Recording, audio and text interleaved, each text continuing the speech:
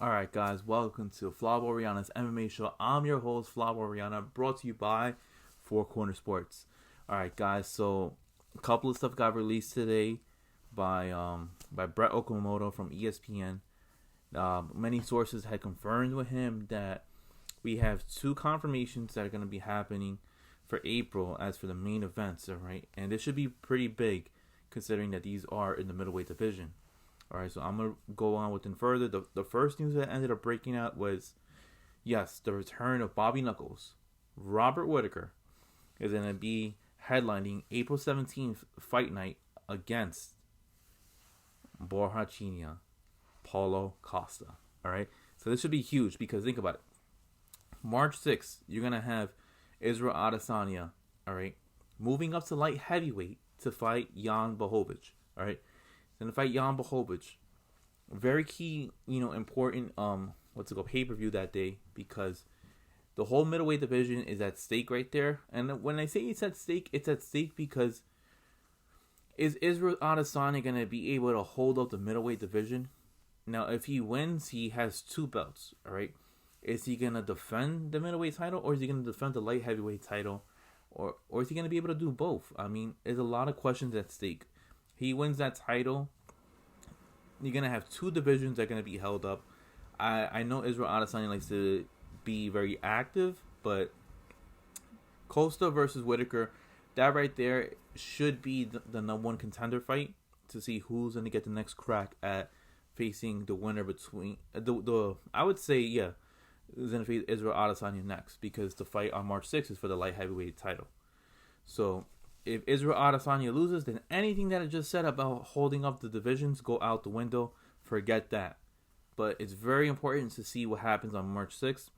I know a lot of people in the middleweight division are definitely going to be watching to see if Adesanya is able to become a double champ, or is he going to be able to is he going to walk out of the UFC Apex as just only the middleweight champion instead of a two-time champ with light heavyweight strap and the middleweight strap. So you're going to have that. And I think, honestly, Costa versus Whittaker might end up being something replicated to what we ended up seeing with Poirier and Hooker. Stylistically, these guys are not going to do takedowns. I don't think, honestly, to be honest, I don't think Paulo Costa has ever attempted a takedown in his UFC career. I could be wrong, but I have to look at the stats again. Paulo Costa is an animal, all right? You saw his fights with Yoel Romero look phenomenal, all right? You saw the demolition that he did leading up to all those fights, and he dominated everybody. But what Israel Adesanya has said was true. He wants you to stand with him. He wants you to trade punches with him, and that's that. Israel Adesanya was not dumb. He was going to move around. Sure, was it an impressive fight? I get it's impressive fight stylistically, but from a fan's perspective, like if you're going to talk to somebody that does not watch MMA on a regular basis, it wasn't really that entertaining. Attacking the legs. The same thing that Adesanya ended up doing to Romero. So I think Paulo Costa is not going to have that type of matchup that he had with Israel Adesanya. This style is going to be more replicated to what Paulo Costa had with Yoel Romero. Because I'll tell you this, Robert Whittaker is going to give it to Paulo Costa. He's going to attack him. He's going to apply pressure. And these two are going to trade blows. Will this last all 5 rounds? I'm going to be here to say most likely not. I think it might end anywhere between the 3rd and the 4th round. I think they're going to batter each other up. I think they're going to be a lot of head punches, a lot of attacks to the body. Are there going to be a lot of leg kicks? That's the big question. Is Paulo Costa going to be receiving a lot of leg kicks from Bobby Knuckles? I don't know, but I just know that Whittaker, he's a dog right there. He is a dog, and he's gonna be in your face, grinding it out with you, and he's not gonna show any type of mercy to you whatsoever. He's gonna be very relentless. So that's what you're gonna end up seeing. And look, whoever comes out on top right there gets the next crack at Israel Adesanya, unless Dana White says, you know what? We can't afford for you to hold on to the middleweight division. Adesanya, I need you won the light heavyweight title. We need to have this fight between you and John Jones at heavyweight, right? Because John is not going to come down to 205. John has all the leverage in the world. all the leverage in the world because of the fact that, look, 14 title fight appearances, won all 14 of those title fights. All right, the guy's a legend right there. In my book right here, and it is my personal opinion, Jon Jones is the second greatest MMA fighter in the world that has ever stepped into the octagon. Number 1, I have George St. Pierre. Number 2, Jon Jones, and number 3 is Khabib Nurmagomedov. All right, you can argue with me about that. Write in the comment section below whether you agree or disagree with that, but I firmly do believe Adesanya wins. Dana White's gonna come up to him. It's like, I can't afford for you to hold on to the middleweight title, the division. I need you to step on forward, and I need you to fight Jon Jones, and that fight would be taking place, and then then you'll see Adesanya become a 3-weight champ. By that means, who knows? But I strongly feel like Dana White's not going to allow Israel Adesanya to handcuff 3 divisions possibly. So this is very huge. Costa versus Whittaker would definitely be a number 1 contender fight. The second announcement that was made by Brett Okamoto was on April 10th. You're gonna have Darren Till. Yes, Darren Till. He's gonna end up fighting Marvin Vettori. Now this is huge because Darren Till was supposed to fight in December, a week before the pay-per-view that was headlined by Davison Figueiredo versus Brandon Moreno. Darren Till was supposed to fight what's his name? Wow, I'm having a brain fart because that's when Marvin Vettori ended up sick. He was supposed to fight Jack Hermanson. Vettori ended up stepping in, ends up beating Jack Hermanson, all right, knocking him out. Bam. This boosted up Marvin Vettori's stock right there. Beating a guy that's inside the top 4 in the middleweight division. Now Vettori's top 5. This is an important fight for Darren Till. The reason why I say this is because Darren Till, and the last few fights that he's had, lost ever since he had lost to Tyron Woodley, lost to Jorge Masvidal. After losing to Masvidal in the welterweight division, mind you, he was a big welterweight, ends up moving up to middleweight, and then he ends up fighting Kelvin Gastelum. Fine.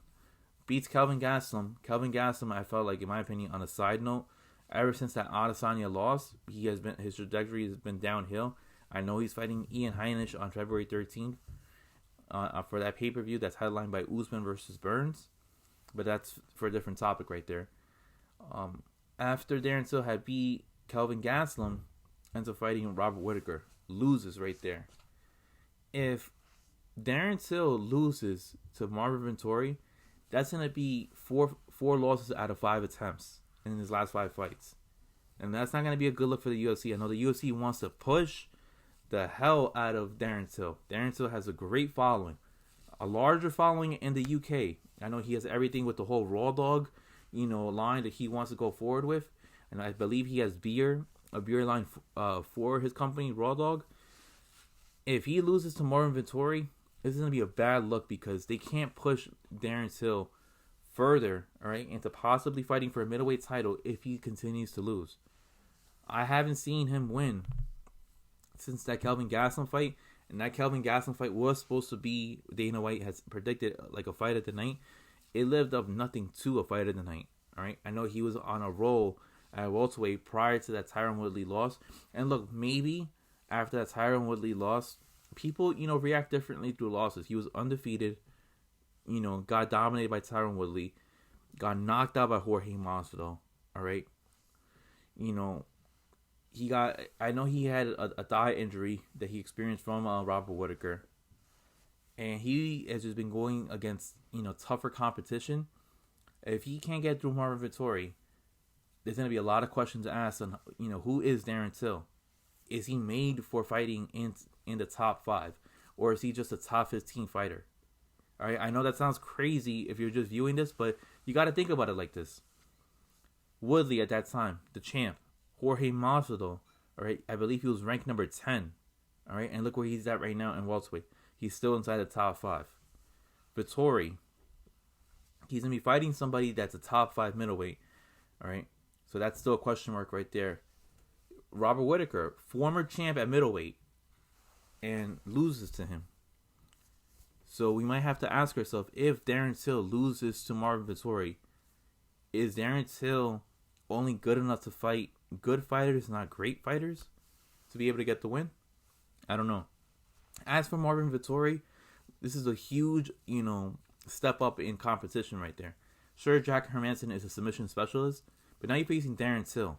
This guy has power. This guy has pop. He's very strategic when he has his fights. He changes levels. Got to be careful with all that type of stuff. One punch and that's it. You might be done. Is he going to be able to handle this? I know Marvin Vettori likes to scrap. This might work in Vettori's favor, because he might be able to eat a punch and then throw one right back at Darren Till. Remember, Darren Till got dropped by Masvidal. It was, what's it called? Masvidal saw an opening, did like a switch stance that like what Tyron Woodley does. He did a 1-2 pops him right in the chin, and it was over. Vettori has that. I believe he has more power than Masvidal. I don't know. This is a great fight right there. Vettori wins. He might be one fight away from challenging for the title, because like I said, Costa versus Whittaker is going to get the first dibs. Whoever wins that fight. And then lastly, you have the announcement that it became official. Francis Ngannou versus Stipe Miocic. Yes, Marco, if you're listening, I know Stipe's your boy. He be Croatia's second favorite son, right behind you. But yeah, Stipe Miocic is going to be defending his title. Finally, we get past the era of the Daniel Cormier versus Stipe Miocic era rivalry. Now we can focus in on Francis Ngannou, who has been waiting. He's only had, I believe, like 20 seconds of ring time in the last year. And now Dana White has said, you're not fighting anybody else outside the champ. He finally gets his wishes. March 27th, here we come. You're going to have Stipe Miocic. Last time he had fought was in August. Hell of a fight. Attacked the body on Daniel Cormier that night, which was the correct thing to do. Gas him out, take out the air, hit him with the liver punch. Daniel Cormier has said in his own podcast that when you get hit with in a liver shot right there, it stuns you. It hurts you really bad. You really don't have much time to react on certain things. And I feel like Stipe Miocic took advantage of that situation. Was it an anomaly when he had lost to Daniel Cormier? It's possible. The amount of carnage and damage that he had taken from Francis Ngannou in that very first fight that ended up taking place in January of 2018 may have had a lingering effect going into that fight that he had with Daniel Cormier in that pay-per-view in the summer of 2018. So now you're going to have the rematch, right? Is it going to be the same or different? I'm going to tell you right now that it's going to seem like if Francis Ngannou is able to get past the first round and he's still in a scrap with Stipe Miocic, I believe that Stipe Miocic is going to be able to walk out as champ once again in the heavyweight division. He is going into his late 30s. I believe he's 38 years old right now, so I don't know how much more time he has in being in the UFC.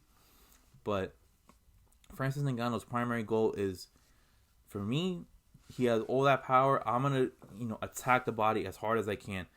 Stagger Stipe. Don't go head hunting right there. Attack the body, attack the ribs, attack the liver, all right? And it's going to be the best recipe for him to get an easier matchup. But the problem is that Stipe, he's not like your typical heavyweights right there. He doesn't weigh at 265. He's one of the smaller heavyweights, but he's very quick. The way I describe Stipe Miocic is like God created him, as a heavyweight with lightweight type of skills. Reason why I say that is because he moves like a 155er. He has pop like a heavyweight, all right? But his stature, he's so big, he can handle a decent amount of punishment. The first time he ended up facing Francis Ngannou, able to handle a lot of punishment, was able to gas out Francis Ngannou. I don't think that's going to be the same situation this time around. I think if Stipe wins, it's going to have to go to the decision, but he's going to go in a very strategic type of fighting style. Francis win, I think he has to go for the knockout. He has to go for the knockout because I don't think, with the lack of ring time that he has had, octagon time, that he has had, I don't think that he has the capability of lasting all 5 rounds with Stipe without gassing out. And the one thing that a fighter hates to do is feel like they have no more air in that gas tank whatsoever, and they're just on E at that point, hyperventilating, sucking in so much air, and they feel like they're dying. So I have Stipe Miocic winning, by majority decision, in that fight, and Francis Ngannou is not going to become the champ. But I think it's going to be a hellacious fight. And then also in that co-main event, you're going to have Alexander Volkanovski versus Brian Ortega. I have no idea who's going to win that fight. I will give you my predictions for that later on. But the only prediction I'll give you for that March 27 card is I do predict Stipe Miocic walks out as the heavyweight champ once again. And then lastly, there was news by Dana White that he had said that Ahmed Zaizar has been officially released by the UFC. I don't think I mentioned this in the previous video, but got released by the UFC. Cut his wristbands, ended up giving it to somebody from an outsider that they're friends with. They brought in some suspicious bag. The guy ended up climbing like 4 balconies, putting it into the room, and then tried leaving. The security tried stopping them, but wasn't complying whatsoever. It led back to Ahmed Zaizar. Dana White had said that his fight got canceled against Matt Frivola, and then he ended up getting cut. Now, Dana White says he's not pressing charges, but what ends up happening is now this is out of Dana White's control, because now, the city of Abu Dhabi is now taking control of the situation. So who knows what type of criminal actions criminal charges they're gonna press against Ahmed Zaizar. I think it was one of the dumbest things to do. The UFC has been, taking care of their fighters at Fight Island, in Yas Island. And for Ahmed Zaizar to pull something like this when we are in a pandemic is far too stupid right now. And Dana White has said that the biggest punishment that he ever could have given to Ahmed Zaizar was getting kicked out of the UFC. And in my opinion, I don't think Ahmed Zaizar is going to be able to get more exposure, in my opinion, from a different organization other than the UFC. The UFC is the big leagues, guys. It is the major leagues. Sure, you got Bellator, but Bellator does not have as much eyes, as much fans compared to the UFC.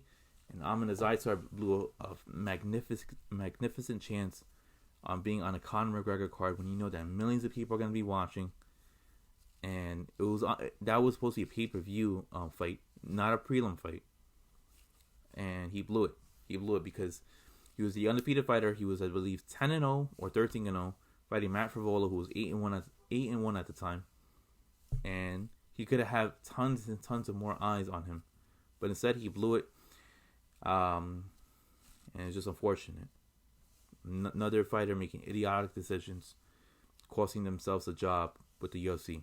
Alright guys, well that covers everything on Flav Oriana's MMA show. I'm your host, Flav Oriana. Thank you for tuning in this far into the video. Please hit that like and subscribe button, and I will see you guys at a later date. Peace guys, and have a good one.